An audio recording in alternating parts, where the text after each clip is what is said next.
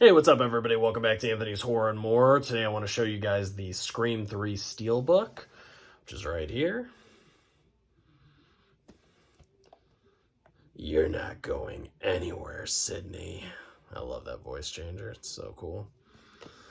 Which was actually pretty ahead of its time, honestly, looking back at it now, because nowadays we actually do have that kind of technology. So, and then you have your inside artwork, which is the original poster art.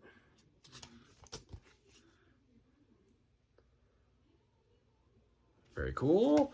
And then, of course, you have your 4K disc right there. No Blu-ray, but you do get a digital code. And your special features are audio commentary by director Wes Craven, producer Marianne Madalena, and editor Patrick Lussier. Deleted scenes, alternate ending, outtakes, behind-the-scenes montage, music video by Creed for What If I Could Be? What If I Could Be? And then you get your theatrical trailer, international trailer, and TV spots. So not bad. No, they did not put the alternate cut, the longer cut with all the extra scenes added to it and the black and white and all that stuff. That cut of Scream 3 is not included. I checked. It's not on there, sadly. That would have been a really cool special feature, but sadly it's not on there. I'm rocking this badass Scream shirt right here, though. Really love that one. And then I got my little Ghostface buddy here. Little bobblehead. The blood on the popcorn, so cool. And then on the TV, Ghostface lives. Yeah, it's a nice resin statue. It's got good weight to it.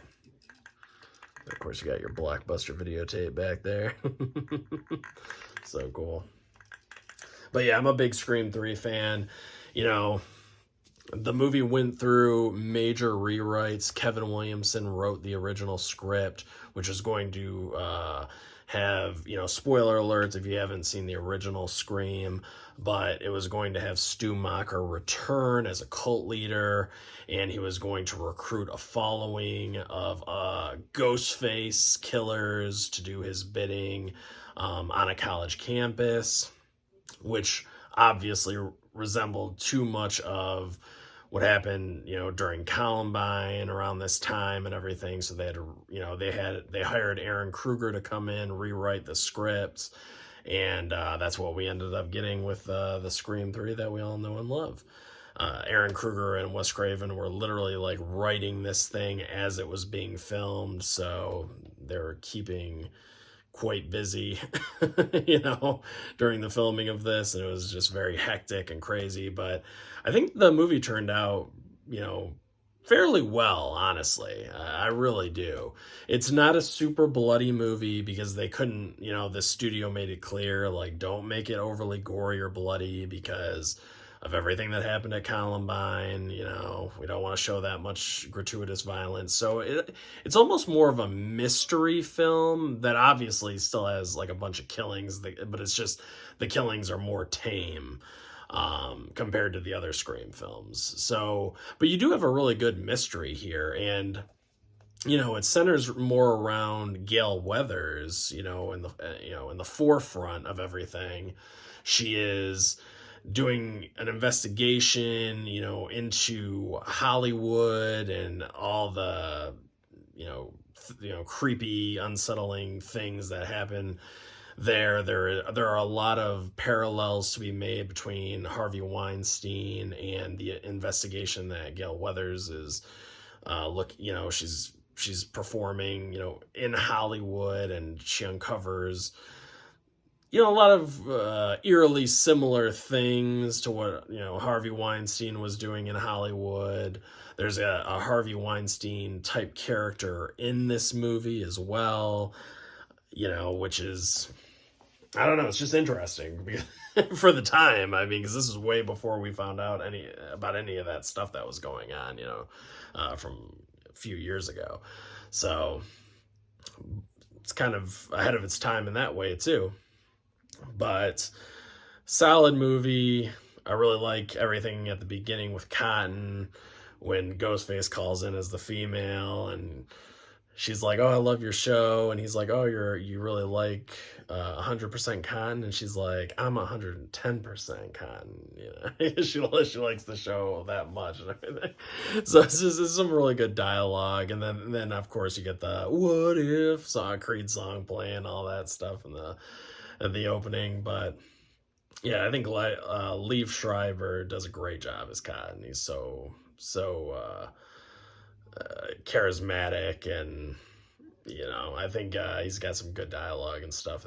So I really enjoy that. Dewey back again, great. Nev Campbell, even though she's kind of in the background for the first two acts of this movie, she comes back very strong in the third act, and without spoiling anything, I'll just say the dialogue that she has with the killer or killers is fantastic, basically calling them out on their bullshit, like, hey, you kill because you enjoy killing. There is no other person to blame or anything. You just do it because you like to do it. I like that all the dialogue written there. And yeah, I just think overall it's pretty entertaining. It's got good pacing, I would say, and I like it a lot. So, Scream 3. There you go. If you haven't seen the film, go out and watch it. Check it out. And, let me know down in the comments below if you're planning on picking up this Steelbook, or if you're just going to rock the DVD or Blu-ray release, whatever you got now. Leave a like, subscribe to the channel if you haven't already. Hopefully we'll be getting Scream 4 from Lionsgate with like maybe a nice Steelbook with a slipcover. That'd be cool because Lionsgate owns the rights to Scream 4. So now that Scream 3 is out, the only one we're missing is Scream 4. There is a German Steelbook, but it costs big money. So I don't know if you want to go out and pick that one up, but it does look cool. But yeah, that's about it, guys. So this is Anthony's Horror and More, and I'll catch you on the next one. Peace out.